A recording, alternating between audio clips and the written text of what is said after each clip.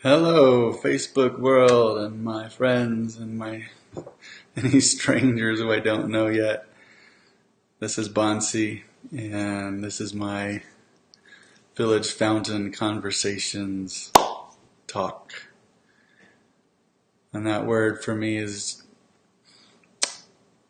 like we don't have in my experience this town square, this center of town we can go to and meet with each other in this neutral public space and have conversations about what matters to us.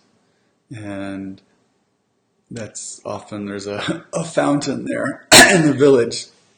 So this is my way of coming out to the public village fountain and sharing what's on my heart and what's in my mind and where my spirit is going and so on. So here we are. So one suggestion that I had was to talk about how we can make deeper decisions in collaboration and community, and also how we can address dissonance and conflict when it arises.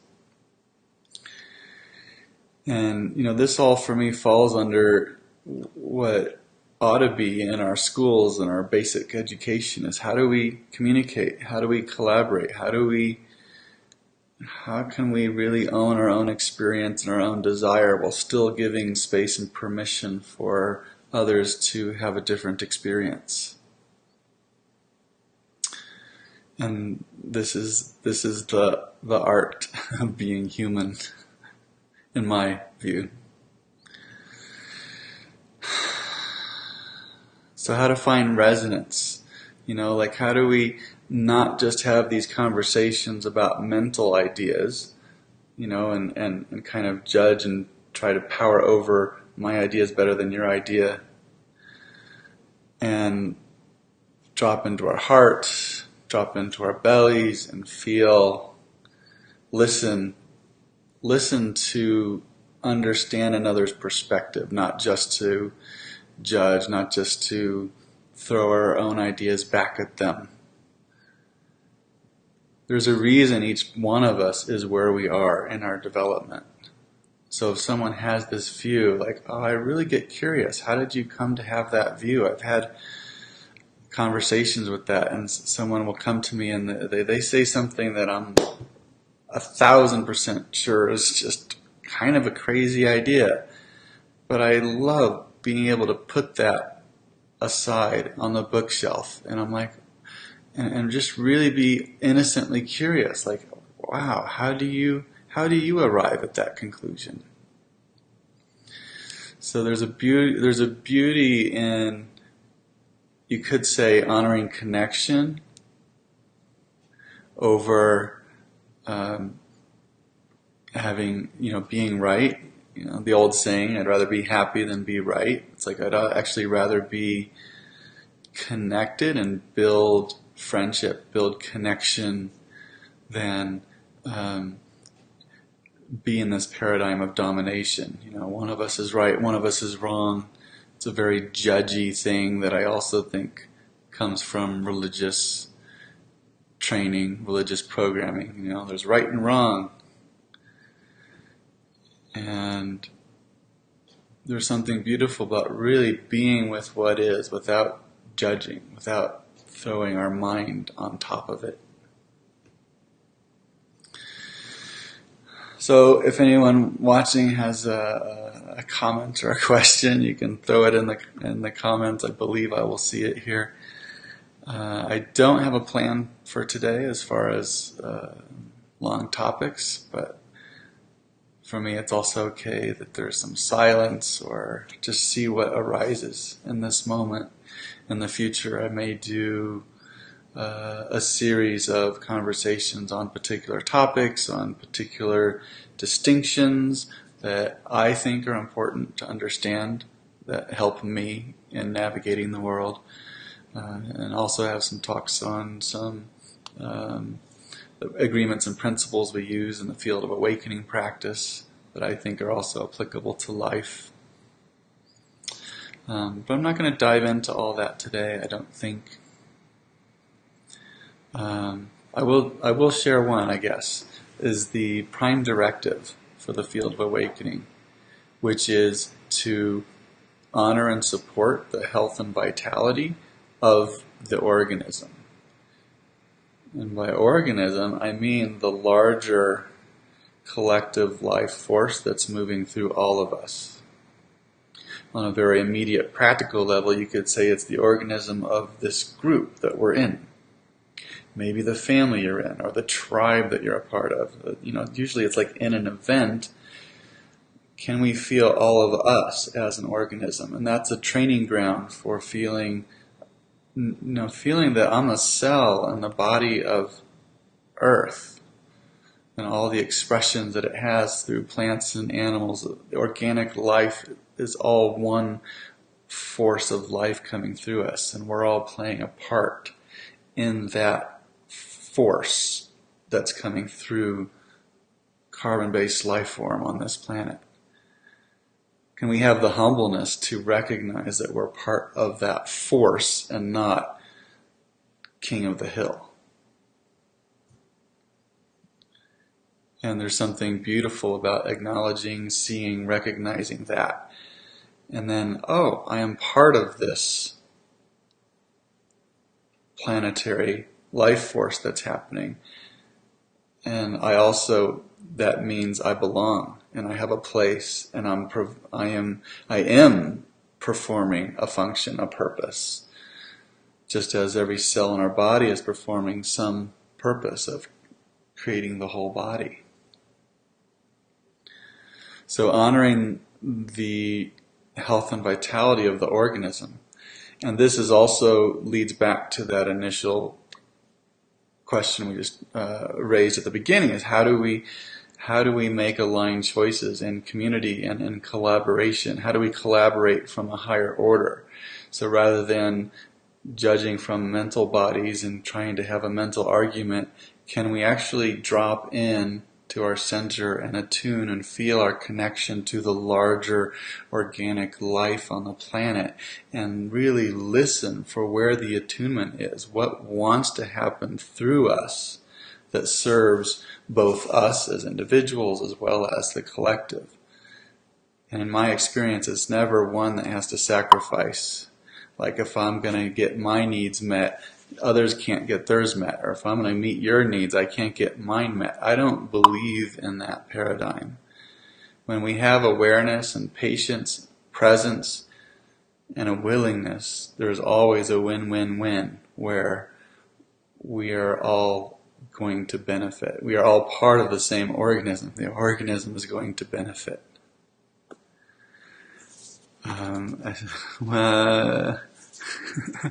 A field, someone's suggesting, Ellen, hello, how to have a video while you're watching. Can we do a field? So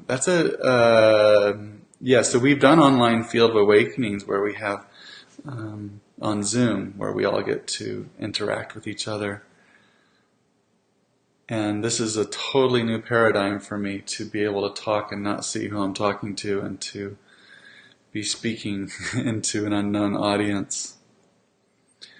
I like that suggestion, though. Yeah, if we're I don't know if we can do a full field, but we can drop something into it. We could try a short meditation and just drop into ourselves a little more and have a little bit of an experience of what I'm talking about.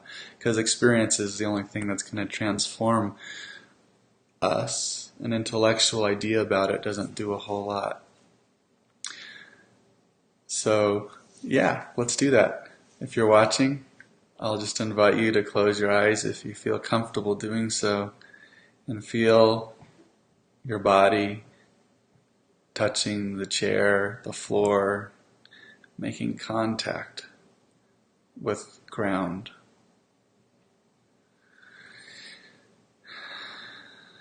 And then we're just going to slow down a little bit, letting our mind slow down.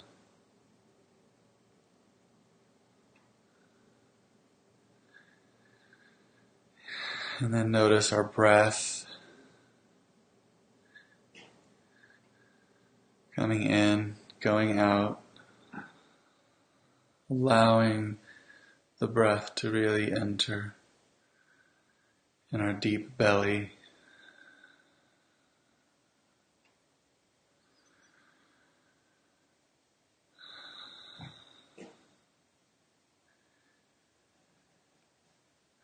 And then traveling through our senses, notice sound.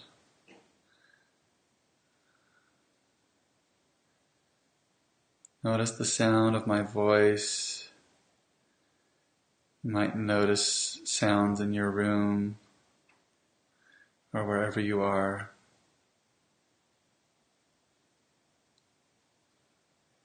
Notice how the sound, you can just relax and the sound comes to you. You can rest in the center of sound.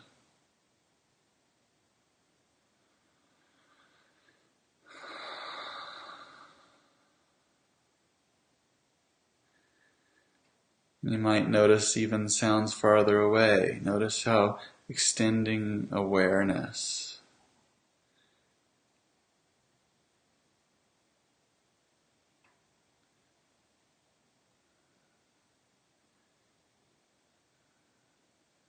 Resting in yourself, but expanding your attention and your awareness.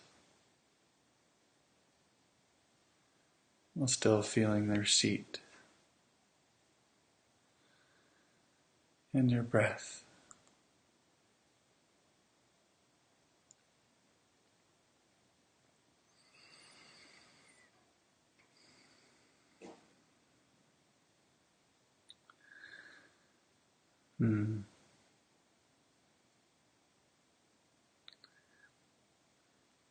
Not sure how long and deep to go here, given the spontaneous one-way nature of this.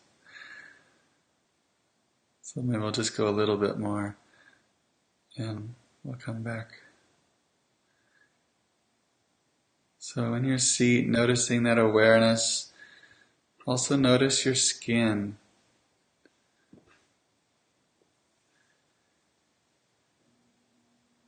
This border of your form, of your body. Notice the sensations where your skin meets the air or your clothing or another piece of skin.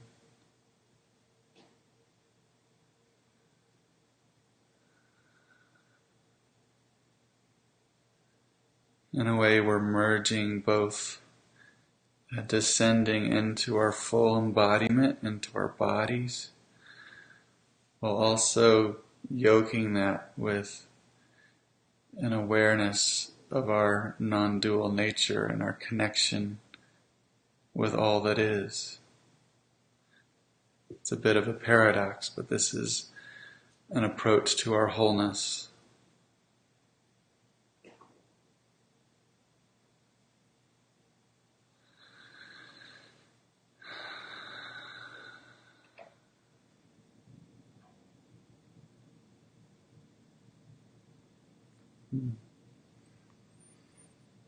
So when you're ready, just kind of wiggle your way back into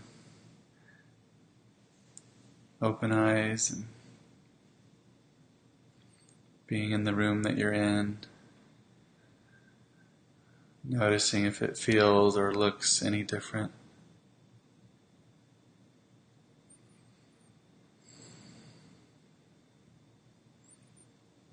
In the field of awakening, we can often go a bit longer and deeper, but that'll be my version for live.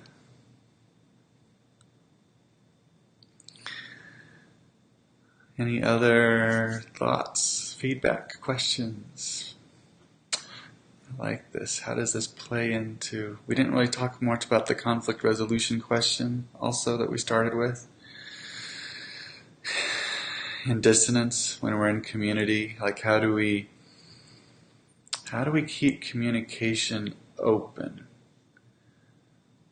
It's so easy to want everything to be really easy, just to assume it's going to work out. And,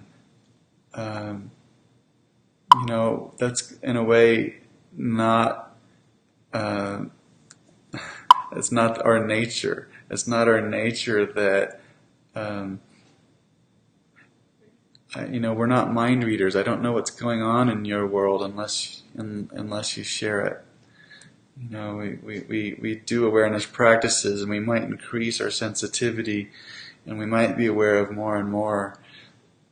But we can be really good as humans at hiding things from each other. And so we might even live with people, and we have, we're annoyed by something. They didn't do the thing they promised to do, or they left the fork this way, or whatever it is. And how do we keep that? How do we create a context where we can, in a safe way, share what's happening for us relationally, and what we're observing, what we're feeling, what is the impact of things that are happening, how we're perceiving it, how we're processing it, and what we would like to experience, what we can request of others, and get reflections from others, and get a reality check. What's actually possible? What's actually... Sometimes we have an expectation that isn't realistic to expect. Maybe that someone will always pay attention to us and always know our needs and always just do the right thing without us having to ask them, and maybe that's not a realistic expectation. So one way is the way of counsel. If you have a few people or even a large group, you can have take time with a talking stick, going around the circle, and everybody gets to share from their heart what's happening for them and what their experience is, without having back and forth. Just time to speak and listen to each other.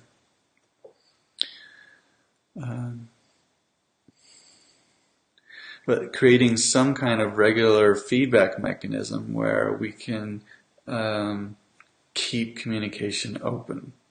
Because our habit in most of society is that we wait until there's a crisis, we wait until there's a problem, and then it's like, oh, we have to have a meeting now. We have to talk this out because now there's a problem. And we don't do preventative communication or even healthy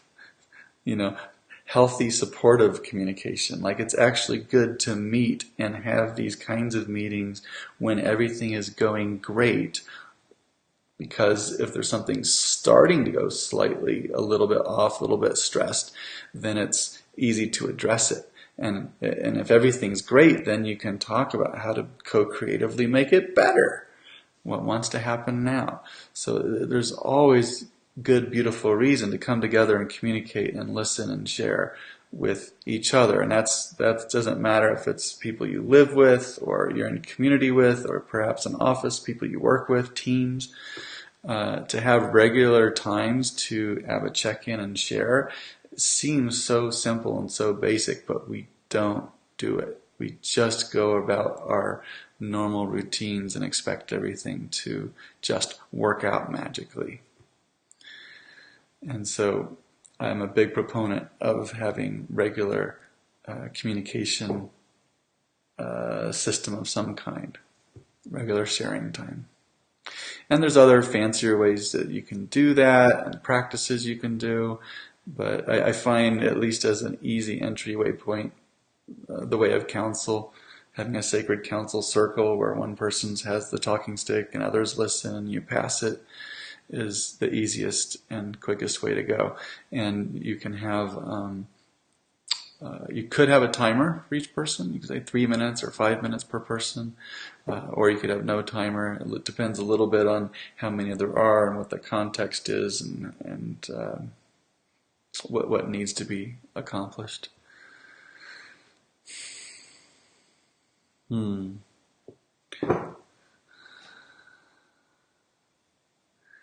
All right, let's see.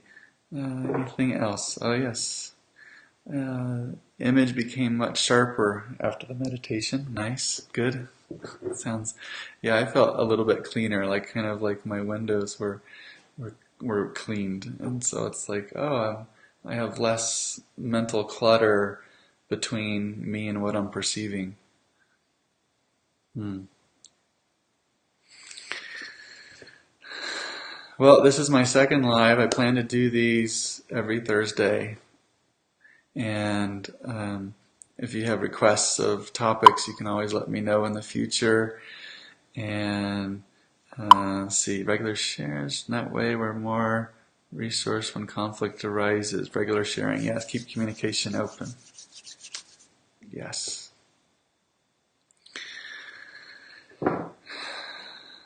So I will be back next Thursday, 10 a.m. Mountain Standard Time in America. That's 6 p.m. Central European Time, I believe. And I'll post ahead of time that it's happening, and if there's a particular topic or theme, we'll start having a little bit more of a structure or topics that I'll cover. And I'm always open to questions. So thank you for joining me today, and I am going to sign off. Have a beautiful day, evening, night, wherever you are.